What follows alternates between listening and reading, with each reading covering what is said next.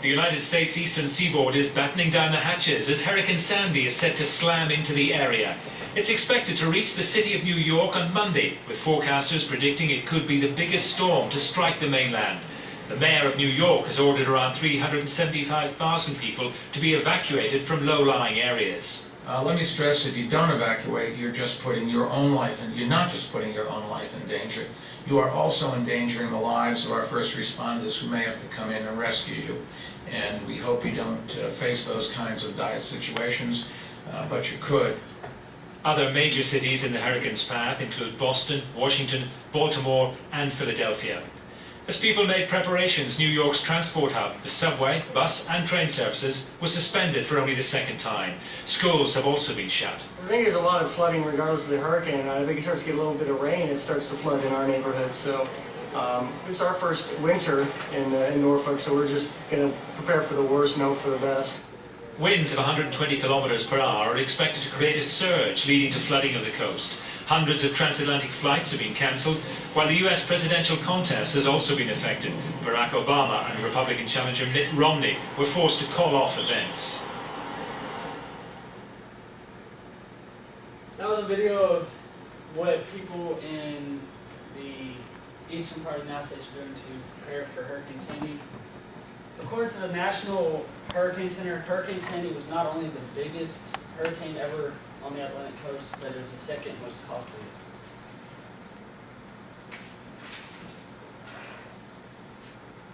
Sandy developed from a tropical wave in the western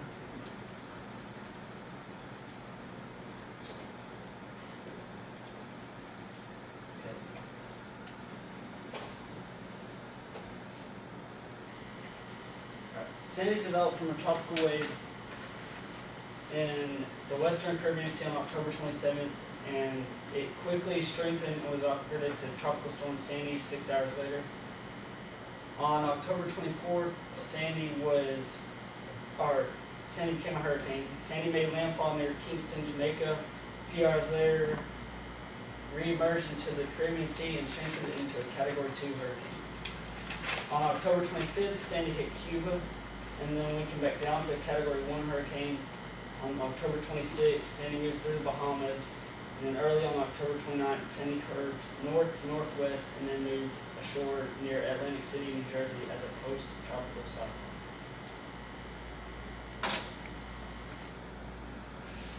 In Jamaica, winds left 70% of residents without electricity, blew roofs off buildings, killed only one person, but caused about $55 million in damage.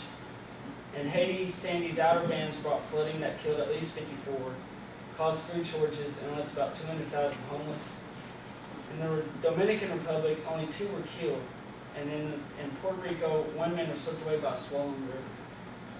In Cuba, there was extensive coastal flooding and wind damage inland, destroying 15,000 homes, killing 11, and causing $2 billion in property damage.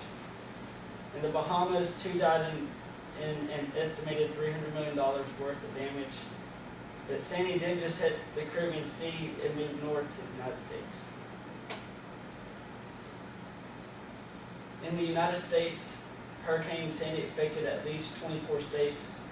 It went from Florida to Maine and west to Michigan and Wisconsin. It had particularly severe damage in New Jersey and New York, as Mr. probably heard about in the news.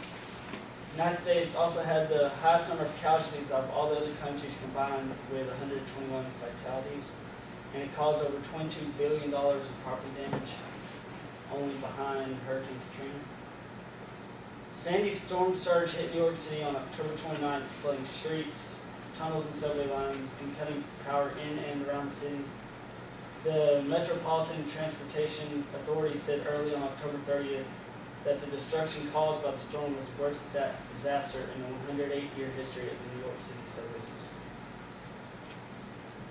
Sandy is estimated to have caused damage that surpasses $50 billion behind only Hurricane Katrina, and at least 193 people were killed along the path of the storm in 7 different countries.